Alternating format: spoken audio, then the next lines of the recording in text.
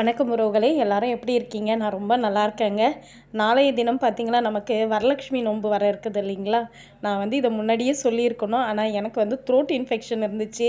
அதனால எனக்கு பேச முடியல. இப்போ கொஞ்சம் பரவாயில்ல. இன்ஜெக்ஷன்லாம் பண்ணியிருக்கோம். பரவாயில்ல. ஒரு வாரமாகவே ரொம்பவே கஷ்டப்பட்டுட்டேன் நான். த்ரோட் இன்ஃபெக்ஷன், ஃபீவரு ரொம்ப ஒரு மாதிரி இருந்துச்சு எனக்கு.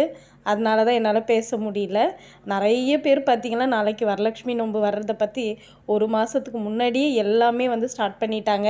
ரிட்டன் கிஃப்ட் இதை வாங்கணும், அதை வாங்கணும், இப்படி செய்யணும், நாங்கள் இப்படி செய்ய போகிறோம், அப்படி செய்ய போகிறோம் இல்லைங்களா? ரொம்ப அழகாக எல்லாருமே எல்லா பெண்களும் இந்த வரலட்சுமி நோன்புக்காக ரொம்பவே காத்துக்கிட்டு இருக்காங்க. நாங்கள் இங்கே போய் பர்ச்சேஸ் பண்ணோம், அங்கே போய் பர்ச்சேஸ் பண்ணோம், இதை வாங்கணும், அதை வாங்கணும், இதை கொடுக்கலான்னு இருக்கிறோம், அதை கொடுக்கலான்னு இருக்கிறோம் அப்படின்னு சொல்லிட்டு நான் என்ன செய்வேன் அப்படின்னு சொல்லிட்டு என்னுடைய சேனலை பார்க்குற உங்களுக்கு நான் சொல்லணும் இல்லைங்களா? அதுக்காக தான் நான் எப்போவுமே கோவில் நமக்கு பக்கத்துலேயே தீப்பாஞ்சியம்மன் கோவில் இருக்குது இல்லைங்களா? அங்கே போவேன் நான். நம்ம வீட்டில் எப்பவும் போல் நான் மகாலட்சுமி அம்மாவுடைய படத்துக்கு தாங்க நான் வழிபாடு செய்வேன்.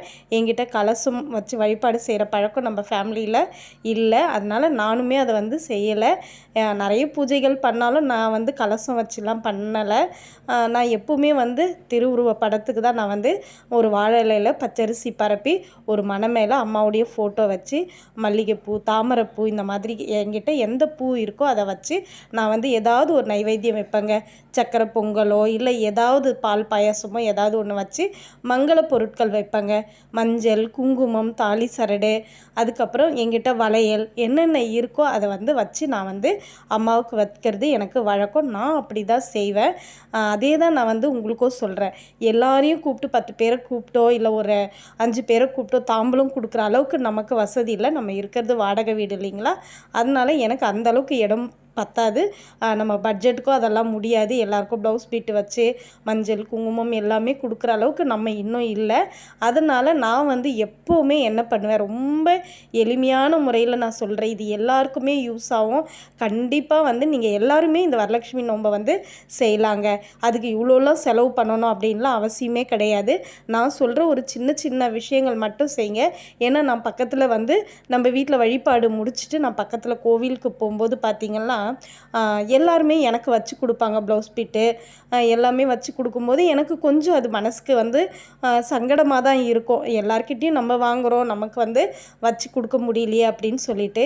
ஆனால் ஒரு வருஷம் பார்த்திங்கன்னா கோவிலில் ஐயர் இருக்காங்க இல்லைங்களா? அவங்களே எனக்கு சொன்னாங்க, நம்ம ரெகுலராக போகிறதுனால அவங்க கொஞ்சம் நமக்கு ஃப்ரெண்ட் ஆகிட்டாங்க. அவங்களே சொல்லுவாங்க, அம்மாடி உனக்கு எது முடியுதோ முடியலையோம்மா, ஒரு பூ, மஞ்சள், குங்குமம் கொடுத்தா கூட போதும்மா அப்படின்னு சொல்லுவாங்க.